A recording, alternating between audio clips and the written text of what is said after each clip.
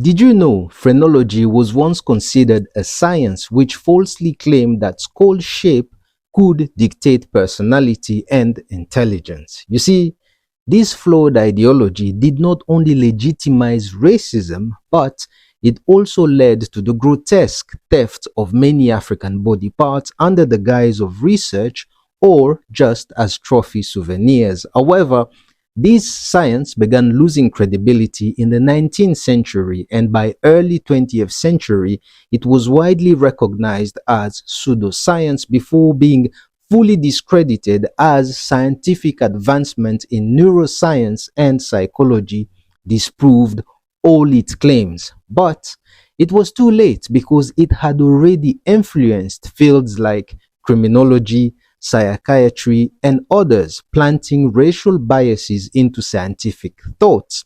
And it also heavily contributed in scientific racism, legitimizing dehumanization, discrimination, and oppression through skull measurement. Now, look, in a disturbingly similar way, I see a correlation between phrenology and these crimes predicting technologies being rolled out in many countries around the world because they all rely on historical data, which is disproportionately collected from over-policed and marginalized communities, and this will only continue to perpetuate cycles of criminalization by treating past patterns as inevitable trends instead of challenging systemic biases and addressing systemic inequalities. You see, in my not so humble opinion, predictive algorithm, just like phrenology,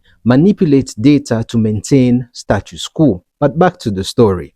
In early June 2025, after 150 years, the skull of 19 African Americans have finally been returned to the United States, to be precise, to Louisiana for a proper send-off. You see, their body parts were shipped to Germany in late 1800 and used for nefarious purposes in an attempt to justify the nonsensical racial superiority claim through phrenology. Look, maybe this will inspire other countries to return the stolen remains of countless Africans taken under the guise of conquest and pseudoscience.